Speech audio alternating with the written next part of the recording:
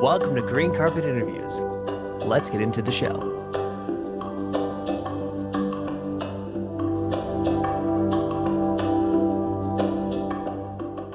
Hey, everybody. Thanks for joining us on our first episode of Green Carpet Interviews. This is a monumental moment for us. So my name is Deji Bankole. And I'm Akindele. And we're father-son duo. We've had a podcast in the past before, but this one is going to be really good. It's going to be focused on conscious living, exploring topics such as healthy eating, sustainability, building community, reducing animal cruelty, and cultural education. So this show, we're going to bring on influencers, we're going to bring on activists, we're going to bring on specialists that are just going to sort of show us how we can all just live better, you know? But before we go on, Dad, what was the inception of this show? Well, especially we have a couple of restaurants here in California, Mm. and so a vegan restaurants that is, and so part of the plan is a three step process. We have the food itself, and then we have a community that we're trying to build around veganism, and then also education. And so this part of the podcast is our first step in that education piece. Mm. So that's why we're here. So we're bringing, experts, people who've spent their lives doing, thinking and living consciously, and we're sort Right. of bringing that to the forefront for Right. our listeners and our community that we're building, and anyone else that wants to come in and join and listen to what we've got going on. So, without Absolutely. further ado, we are going to bring our first guest in. His name, Yeah. yeah, his name is Jay Brave. He is an advisor to organizations, on a wide range of topics, related to veganism, sustainability, regeneration. He's an educator, broadcaster, and speaker. He's a founder of different organizations. He's done a lot of stuff. He's from the UK, so that's also kind of cool, So and is he up already, or is he ready to go to bed? yeah, he's in the future right now. We're Oh talking yeah, to that's a man awesome. in the future, and he's he should be he's probably winding down. You know what? To be honest, I was just in Argentina, and they don't wind down until 2 a.m. So I don't know. Maybe he's not winding down either. Maybe he's just getting started. So It's possible. Yeah, yeah. okay, Although it rains there quite a bit. I mean, yeah, I lived in London for a couple of years myself, so yeah, yeah. yeah, I've it's only pretty visited, awesome but yeah, it's very gloomy. It's very gloomy, although it is gloomy here as well. and exciting So at the same time. Yeah, yeah. Oh, gloomy and exciting. it's a great place to live. Yeah. Yeah, I'm sure he's going to tell us all about that. All right. Without further ado, we're going to introduce Jay Brave into the nice. mix, and here he comes. He's coming in now. There he Hello. is. There he is. Hi. Jay Brave, coming to us from the future. Indeed, as some would say. I suppose this is what time zones means these days, but yes, from the future.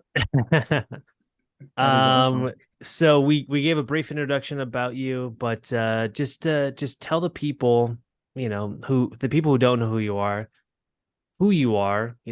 from across the pond, and what you're sort of about. Sure. I mean, it's a very broad question. Well, I mean, in the context of green carpet interviews, and first and foremost, let me thank you both for inviting me to be part of your show and this wonderful work that you're doing here. But yeah, I am, for my sins, a vegan activist, an entrepreneur, And I feel that the role that I play in my life, the lives of others, is very much of an empath as well. I think empathy has been a large part of what has guided me to this kind of vegan, sustainable, and ultimately a regenerative path. And so that has kind of meant for me, along my journey over the last 7 years that I've now been vegan. In the early days of that, I made a viral track called a Vegan Shut Up, which you'll be able to find on Spotify, YouTube, and all these other media places, which was really well received. I was able to tour that up and down the UK, Europe. I even came and performed a vegan doing Echo Park, and actually once in Sherman Oaks as well. So Nice. I've come and tasted a bit of the West Coast hospitality. And from there, I was able to kind of like roll that forward into kind of talking with different organizations, with schools, and people who kind of found that the maybe kind of like more light-hearted, comedic approach to the conversation, which sometimes can be seen as so polarizing, unfortunately, when ultimately, I mean, all we're trying to do is make a better world. And I don't sometimes understand why it's so polarizing, but there are so many like, political and I suppose cultural facets to this concept of veganism. But that has then brought me also to, I mean, even as far as the World Economic Forum in Davos, and was part of their inaugural green debate, and got to be part of a conversation as to how we can maybe move the industry of hospitality to become something which is like more green, more regenerative, because it has such a massive imprint in itself. And so really, yeah, bit by bit in kind of different projects and different facets and different small bits and pieces, I've just been doing what I can. I think to kind of echo that famous quote that you can't change the world, we can only change ourselves. But by changing ourselves, we can have an impact on the world. And so that's kind of been, I would say, how I would surmise my story and what brings me here today. That's awesome. That's awesome. So what, so do you mind just letting us know like when you became vegan and sort of how that sort of came about? Yeah, so I've been vegan now since 2016. That's when I went vegan. And it's funny that I think there was a part of me that always knew I wanted to be vegan. There's a funny video that was actually released as part of the Future Normal campaign for the Vegan Society, where I made a short vignette where I talk about when I was a child.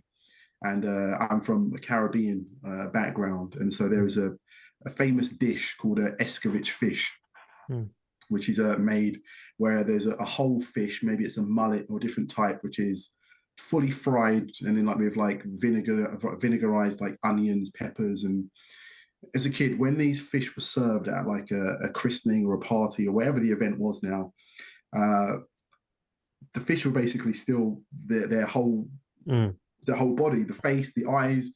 And as a kid, I looked at it and I felt that I could rescue the fish. And I'll never forget that I tried to take the fish and wrap them in tissue and try and hide them in the hope that I was rescuing the fish, not obviously recognizing that they were already like fully fried and cooked. Yeah. But there was a part of me that already, as soon as I saw that something had eyes, I was like, it has a life that it probably wants to have.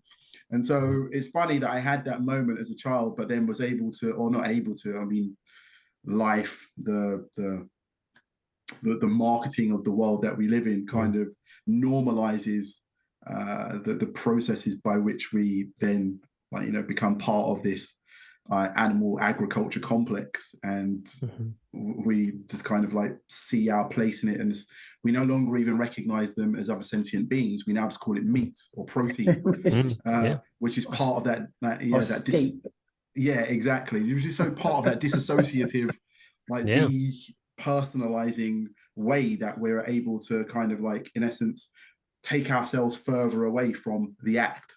And so that was kind of my early memory, but it then took me until in my like mid-30s where a number of things kind of combined. I was working in a food prep company, and I kind of saw on the inside how a lot of our food is prepared and made at scale.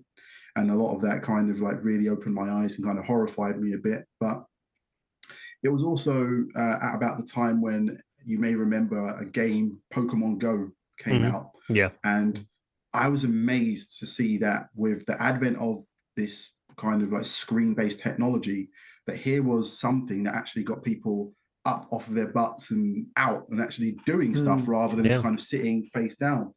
And so I started developing an idea for an app, which would be, in essence, a very similar augmented reality type kind of game or type kind of idea, but it would be based around seasonality of fruits and vegetables, that you would be able to use your device to kind of like, in essence, be guided towards making more sensible and sustainable purchases. And that as you did that, you would win rewards and points that you would be able to then use in vegan restaurants or in other kind of places. And bit by bit, by gamifying the process through people's like educational experience, it doesn't feel like you've been lectured, but it feels like autonomous. And in autonomy is how you get people to learn in a way that sticks. And so I'd kind of developed this idea. But when I was looking for funding to develop this app, I never forget, I went and talked to these VCs, and I gave the pitch, and then they were like, "So you're vegan?" And I was like, "No." And they were like, "So you're pitching this massive vegan app that you want millions of pounds of funding for, but you're not vegan yourself?" And they were like, "I think that's going to be the first step." And so it kind of pushed, it was like the tipping point, and it pushed me.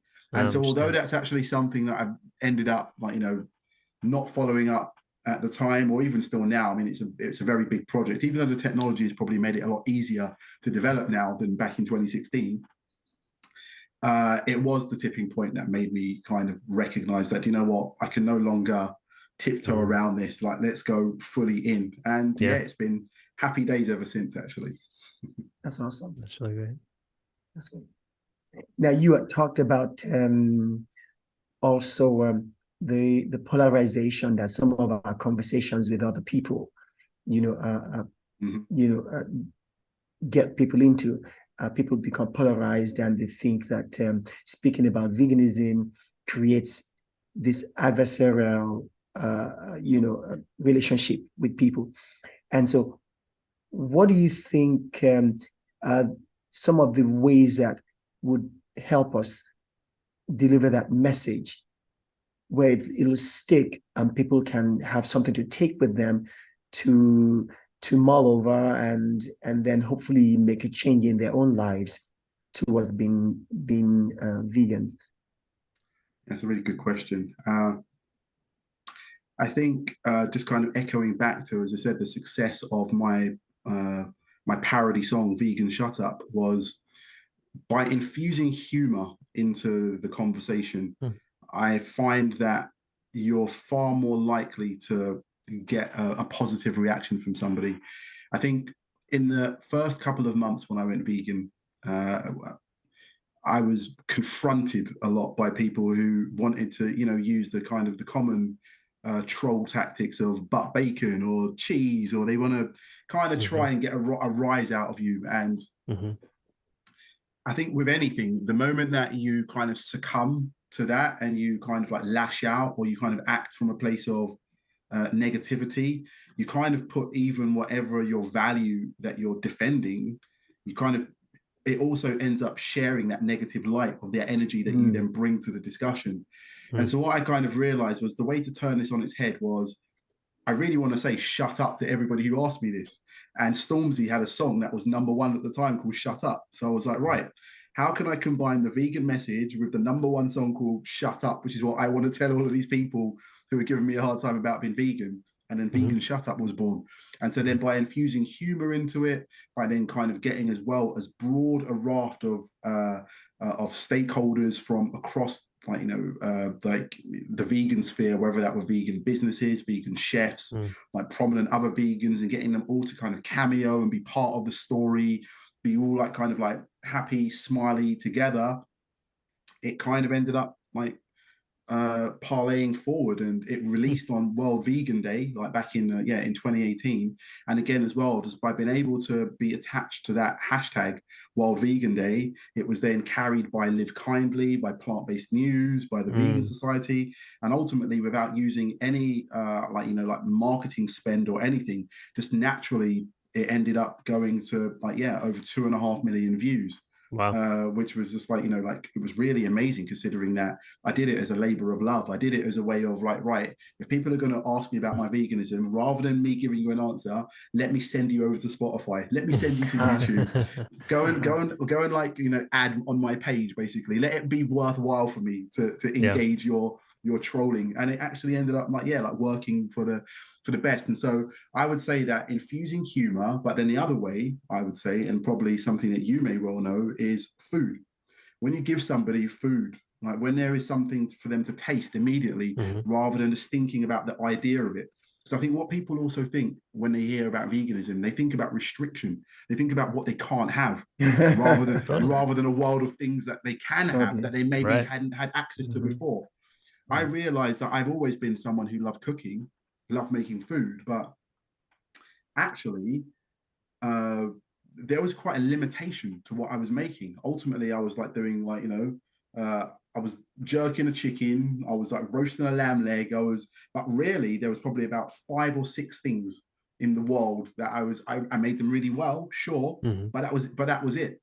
Did I know before I went vegan like what I would do with a Swede, a pak choi, how to like make a miso aubergine? I didn't, because they all required a level of maybe like dexterity or knowledge beyond Yeah. what ready meals, or what, again, the provenance of an animal's body like kind of Right. gives you. It's just so easy to put like a piece of flesh on a grill, turn it over twice, and then boom, I've got my steak dinner. But it Mhm. takes a little bit more knowledge, it takes a little bit more understanding to Mhm. to make things that are comparable from plants. But once you do get into that world, it Mhm. is now all of a sudden, yeah, I can go 20, 30 days without eating the same thing. Uh, Right. I mean, don't get Yeah. me wrong. I use the same ingredients sometimes Yeah. and Right. often, but Right. but now combinations of how to make things are so much more inventive.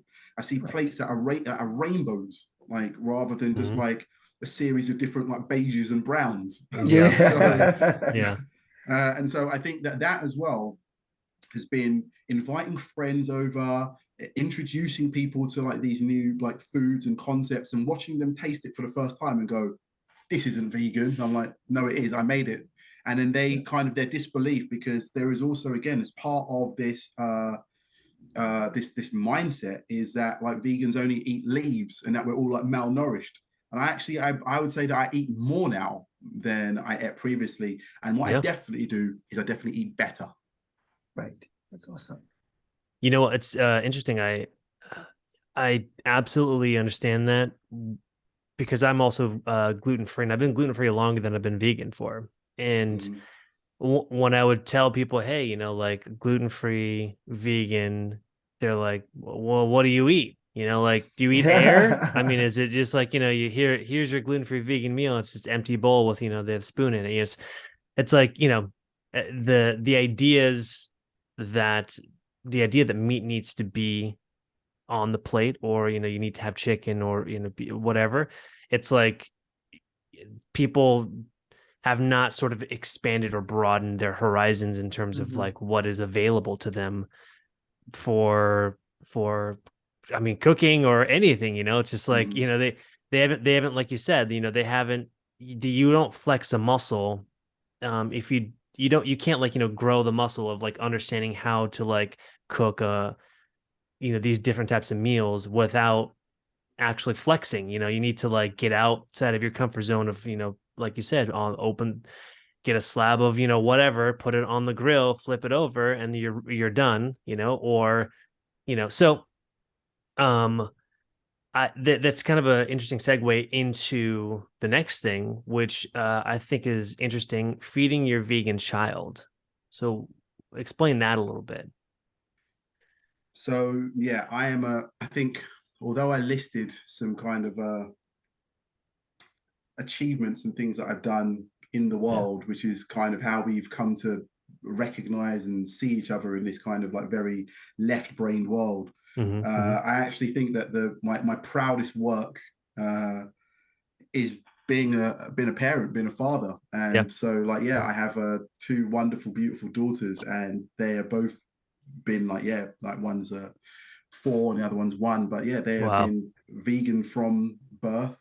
Mm-hmm. And that, yeah, raising a vegan child was an opportunity to be the kind of the cover family for an amazing book by a nutritionist here in the UK called Sandra Hood. This was part of, at the time, I was also a trustee at the Vegan Society, Mm-hmm. and there was a lot of public prominence about like, yeah, me, my family, we would, whenever I was going to perform as well, I wouldn't kind of go if I couldn't bring my family with me, because ultimately the greatest advert for the lifestyle that I've like, you know, opted for, and that my family has opted for, is meeting us as a family, seeing like, like happy kids, and seeing like everybody kind of just in a great vibe. And so the book was an opportunity for us to represent, at least to people, like what this life could look like. And I mean, yeah, it's funny that, I mean, something I was going to say just to the last question, but I suppose does neatly dovetail into this, is the importance of language, and like the language that we use even with our children, which normalizes some of these habits and behaviors. Because from the beginning, I have never called animal products meat to my daughters, because again, this is part of that normalization, that like meat is a product, but ultimately meat is a piece of another sentient being's body. And when you kind of look at it through that lens from the beginning, and we don't just say like, do you want to eat like chicken dippers? There isn't such thing as a chicken dipper. Like basically, it's do you want to like that bird that like that is like your friend that you like playing with, that you're seeing outside, will ultimately be sacrificed and then put through a blender with starches and other things, and then baked in the oven to make those dippers. And so some would say that, well, don't you think that's kind of cruel? And I said, well, no, I think the cruelty is on the other side of that balance sheet. The cruelty is in not giving our children and giving the world like the truth, and then like pushing that harm and that violence onto these other sentient beings by like that normalization process. Whereas actually, if we're honest about it, I think a lot more people would make more conscious decisions about what they're doing.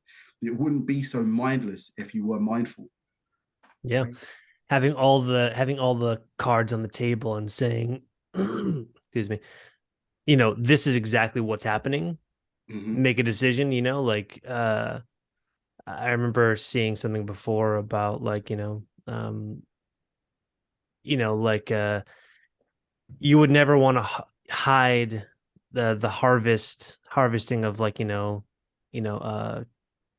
carrots, it's not like you're going to be like not showing anybody like how do you harvest carrots, how do you pick tomatoes, how do you get lettuce, prepare lettuce. It's like, but the reverse for the other industry is complete, shrouded in complete darkness, in that way. And so yeah no, I noticed the type of world that you want, the future of the world that you are painting, something about a multipolar, animistic, collaborative ecosystem approach to our shared existence. And I thought that's a great concept. As a Nigerian myself, who is also very much interested in African spirituality, and a lot of African spirituality is actually very animistic, and I think, and of course, animism is imbuing, energy or spirit or sentience into everything around us. And I think by so doing, we have a little bit more reverence or respect for, all sentient beings, including other things as well, all living beings. And so, and I was thinking when you were talking about, raising a vegan child, that one of the things that for me, that veganism entails compassion. Yes. Like it's almost for me like the foundation of what it means to be vegan. And that compassion is it spreads to every single person, including meat eaters, and which is interesting. And so there's a little bit of some level of passivity within the concept of veganism. So when I hear a lot of polarizing going on in the conversation, I know that somehow we've lowered the value of that compassion that is inherent in veganism. And yet I understand, how do we talk about it by not being adamant about trying to move this concept forward? So there's a balance that we have to have between this. The other thing also and the reason why I bring this up is that in the concept of raising a vegan child, that in our DNA, we are thousands of years of participating in meat eating. Mm-hmm. So in other words, the fact that we are all vegans at this time is so minute in the span of time. So the time that we've been vegan is, like 0.0000000. You can go on ad infinitum, yeah? Mm-hmm. To say we're just scratching the surface.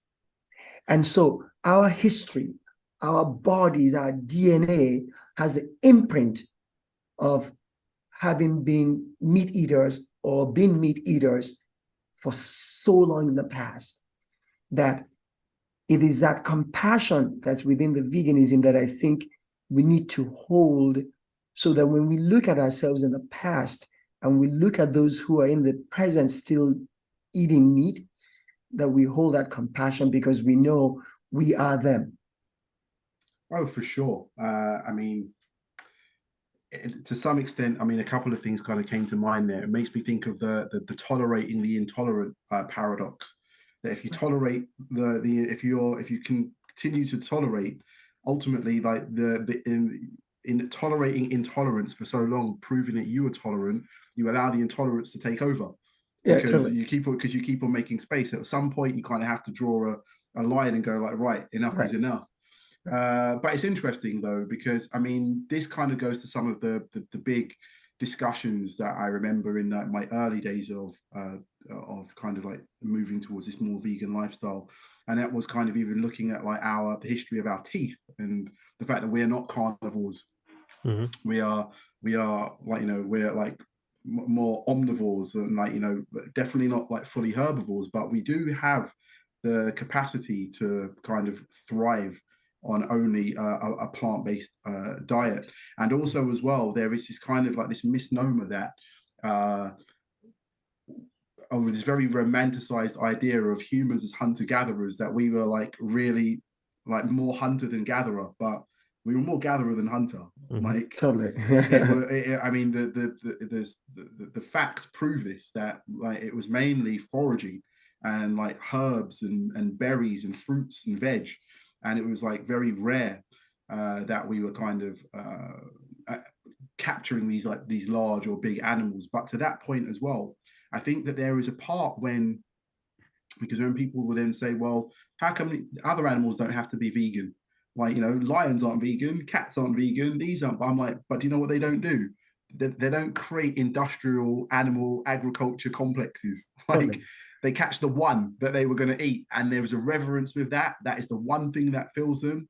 There is no contract killing. Like, you do your own dirty work.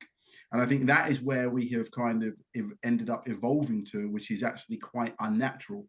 We are largely, the people who, like, you're categorizing, we're framing as like meat eaters, or the people who would, consume the bodies of other sentient beings, that if they were able to look that other being in its eye, and they were able to take its life itself, and they were able to then, like, preserve the body, create, like, the cuts that they're going to eat for their family, similar to how different indigenous groups, whether that be the Inuits in, like, in the Arctic, or, like, different groups around the world, like, who are still kind of capturing animals one at a time.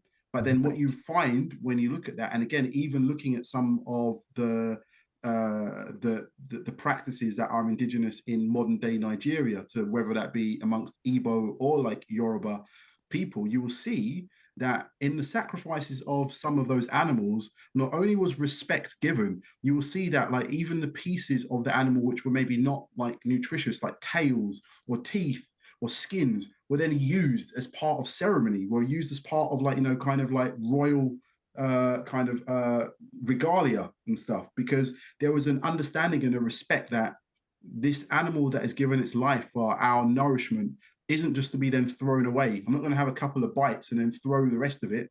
Every single morsel, every single part of it, like, was recognized as sacrifice. This is back to, as you said, in the ancient spirituality and the animism of the world prior to a kind of like dualist takeover from like Western and imperial kind of like mindset, was that everything did have that respect. And so there was never the opportunity for people to get to a place where they would mindlessly like slaughter many animals just for taste and just leave the rest of it over there, or like, kill a chicken just for the wings.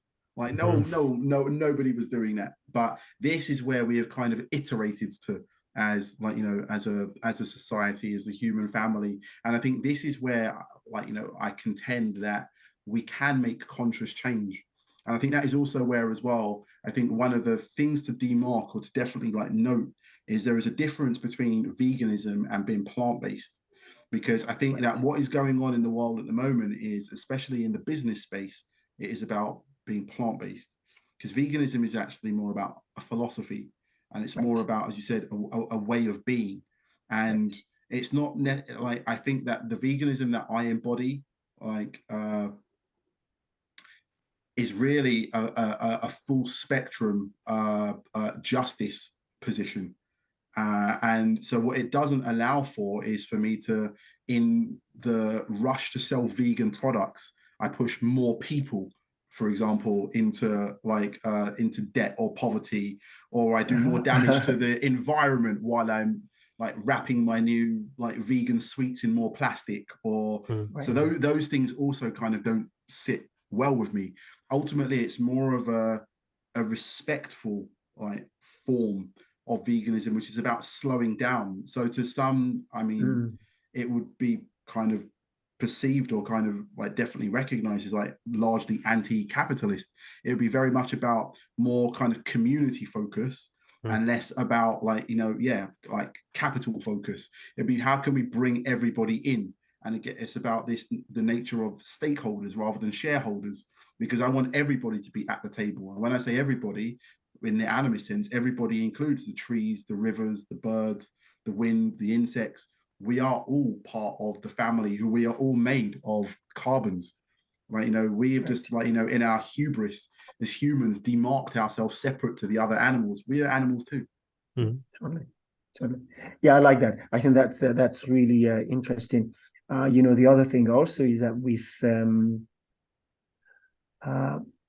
with what you just mentioned right now at the very end, is that as human beings, we pride ourselves in thinking that we have stewardship over the earth, and therefore we can do whatever we want with ownership. Stewardship is where we should be, but ownership is where we're making the mistake. Absolutely, yes. And we think we can then and we monetize everything. But I think, to your concept of capitalism versus community, I think perhaps both can be weaved together, because I understand the capitalist thinking that it's about being able to create more things for more people. At least that's what we're trying to do with it. That's supposedly what we should be doing with it.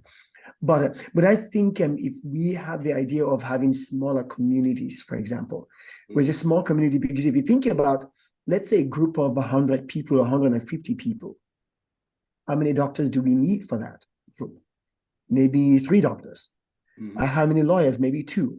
Maybe another 3 accountants or whatever. We don't need everybody to all be lawyers and doctors. That's silly. There are other jobs to be done. In fact, during the pandemic, it was very clear some of the things that were very essential, like retail work, was really essential. It's essential work. We need people getting the food to us. So it's not just the medical industry or the legal, or in fact, politicians had some role, but only in bringing us together. That's their role. But really having smaller communities where it's not about ownership, but about we become stewards of whatever we've been given the opportunity to partake in. For example, if I have a home, it's an opportunity to actually partake in that home. And my home belongs to everybody within that community, even though it might be under my name, but it's a part of the community. And I think we need to think about it differently. I agree with you. Yeah, I would agree. And the thing I would say as well, that I think sometimes, again, like just even the mention of capitalism and having any kind of opposition to it is one of those things that can bristle people. But I would kind of contend that when banks get bailed out, that's socialism. Totally. But socialism's only for rich people. Yes.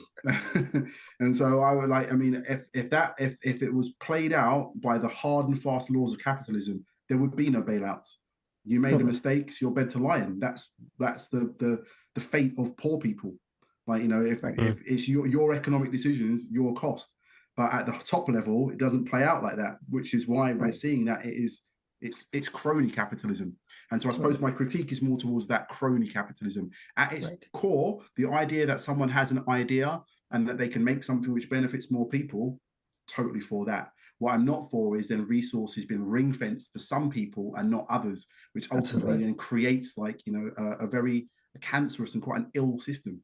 When ultimately, cancers and illnesses in nature at large, they don't survive because they can't be propped up artificially. Right? We kind of have to abide by the laws of nature. And I think that abiding by the laws of nature, and if we allowed, or at least we created our societies to be underpinned by natural laws rather than man-made rules, I think that then we would be on a surer footing to a more equitable future. I agree with that. I think it's about truth, isn't it? Yeah, totally. Wow. Yeah. Some really good stuff there. That's awesome.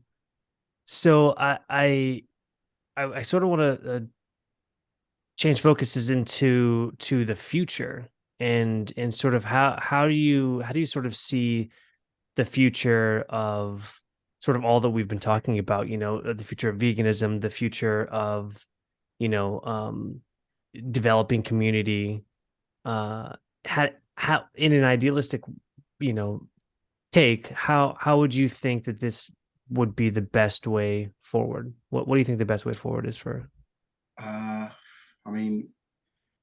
The world that we live in is undoubtedly so complex. We have, just amongst the human family alone, we have almost 8 billion different stories happening simultaneously. And I've become wise to the fact that we can idealize change, but we have to also be, to some extent, realistic about different communities, different parts of the world that are evolving at different speeds, seeing things through different lenses.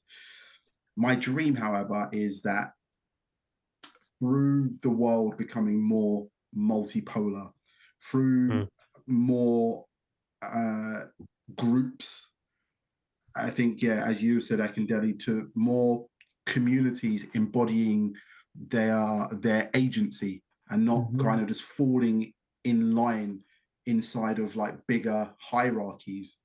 we have the ability and maybe the propensity to start making positive changes that affect us small scale first, but then kind of trickle up. I mean, there is this the concept that change happens at three levels. It happens at the individual, then at the social, then at the systemic. And where a lot of movements I have been part of, and even like now when I look at the state of veganism or some of these other kind of like social justice movements that I'm attached to, where they fall down, is that we do a lot of work maybe at the individual and social, but we never get to a place where we're actually making systemic change. Right. And it's like, how can we be in our groups more, I suppose, personally empowered to believe that we have not only the right, but the agency to make that systemic change? How do we actually, like, you know, speak truth to power and not have it silenced? There's this, again, this idea that there are people who are voiceless. And I hear a lot of people talking about, I speak for the voiceless. I'm like, there are no voiceless people. There are just people who are actively, like, you know, silenced, but they have a voice.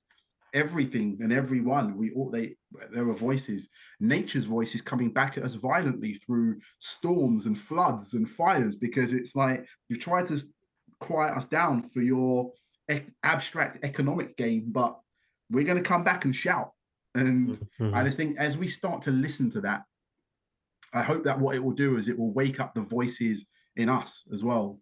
It will wake up in us this kind of like, how things are going, this can't persevere. I think as well, something that, I mean, I would kind of like round out on would be that as humans who really and truly, I mean, the oldest of us maybe lives to 100 years. It means that we view things through such a short time horizon. Like we kind of think that like 100 years is a long time, but I mean, you probably like live not too far away from those great redwoods and sequoias in California. And like, they will tell you what time is different to how we see it. They will tell you that, like, you know, we have seen you come and go, like empires rise and fall. We're still here. And I think that as we are able to recognize the time horizon that nature exists on, that we exist on, even as you pointed out, that our vegan adventure has been 0.0000000% of our time here. It's taking that longer view, that meta view, that kind of allows us to kind of sit or stand in our power and feel more confident in recognizing that this is a blip, that, like, you know, it may seem all powerful around us now, but so did the divine right of kings 500 years ago.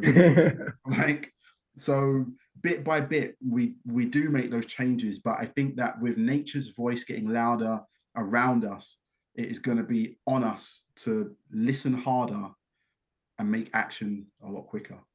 Yeah, that's very fascinating. I like that. That's really good.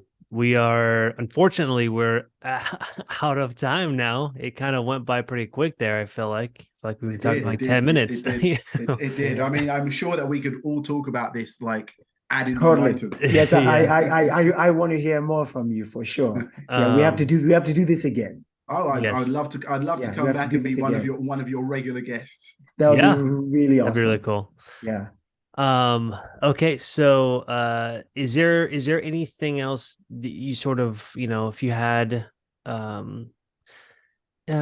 advice or, you know, like a message you wanted to say to, you know, maybe anybody thinking about, you know, going on this journey, you know, of living better, living more consciously, do you have any advice for them?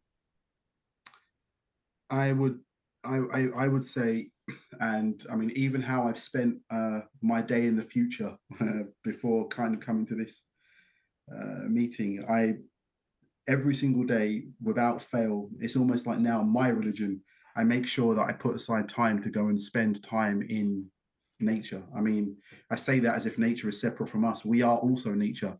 And so spending even time in yourself, like, you know, is of great value.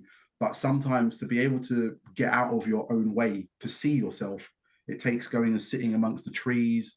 going somewhere where it's quiet, away from the maddening crowds, away from cars, you're away from your phone, away from technology, and just ground. Take your shoes off, put your feet in the grass. We are electric beings, after all. We are organic, but we're electric beings. And that electricity comes up through the ground. I mean, again, we could get into a whole other conversation about the pyramids and Nikola Tesla and how electricity was free before it was like made into this. Like, but the long and short of it is that we benefit so much from grounding. We benefit so much from stilling our minds, being quiet. And I mean, it's a form of meditation, really. I know that the ideas of meditation and yoga to some people can be really uncomfortable, and it may seem like an appropriation from another culture, or it might not seem as something that speaks to you. But meditation can just be going for a walk. It can just be like looking into the sea, looking into a body of water, but it's spending time where you can feel yourself outside of the abstraction of modernity. And that kind of just allows us to kind of settle back into who we really are. And I think that as a first step, if we can do that for even a couple of minutes per day and build that up to a little bit more time, you kind of get to a place where you kind of then see yourself through this other lens. You're not just like a cog in your nation's GDP.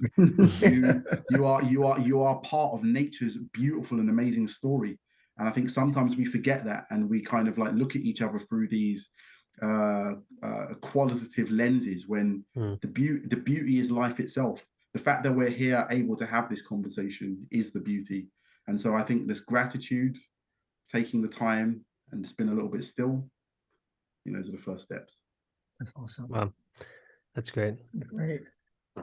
Thank you so much for spending time with us today. And thank you both. We'll hope to see you. Hope to see you again soon. Thank you very much, gents. I look forward to it. All right. So we just had an interview with Jay Brave. First interview of the series. So what do we think? What do you think about Jay? No, it was really cool. Yeah. And I was actually quite impressed because, he seems extremely grounded. And just even though his journey in veganism is just about 7 years, but Jay really shows these foundational consistency, in what he believes in and the way he approaches the world. And I really like the community approach that he also brings to it. That it's really fantastic. I'm really looking forward to having more conversations with him. For me, I feel like not just your dad, but that that other generation, right? And to be able to turn around and just learn from Jay in this way is so awesome. I'm really looking forward to more conversations with him. Yeah, no, it was very, very intelligent, very grounded, like you said. He's accomplished a lot in that time period. Right. He sort of hit the ground running, and I think that he was in the space, in the mind space, before he even started the vegan journey specifically. But just very a very deep thinker. Paying attention to the intricacies of our world and what it sort of means to be a person of that pays attention to conscious living. Right. Not just being vegan, but like holistically about the environment, right. about what it is where it is we're going, and the best ways to sort of like go about that. I think that he's a very deep thinker about a lot of that stuff, and I think I feel like the audience is going to be pleasantly surprised, when they see. And I definitely think the idea of where we begin from the person to the social, community level, and then to a systemic process. I think that should definitely be a conversation we want to have with him next, or at least one of the conversations we want to have with him. I really appreciate that. That's really awesome. Yeah, that was a very interesting that level to just like Yeah. as a model. I'm very, I like to have different models and metaphors to aid in my thinking about certain things. Right. So, but understanding, a lot of the stuff that we're doing individually, person to person, Right. that kind of leads up a trick, if we're able to, grow and understand, and if we're able to grow that individual up to these top levels, and we can potentially penetrate the systematic or the systemic, you Yeah. know, the things that are happening on a system level for the Right. entire world, not just in America Right. or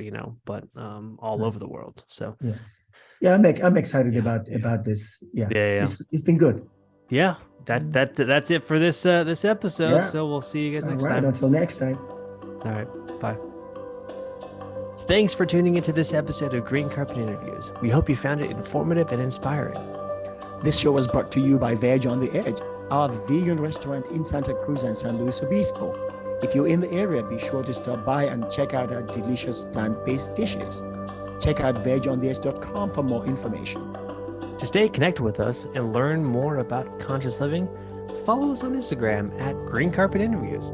We love hearing from our listeners and would love to hear your thoughts and feedback. Thanks again for listening, and we'll see you next time on Green Carpet Interviews.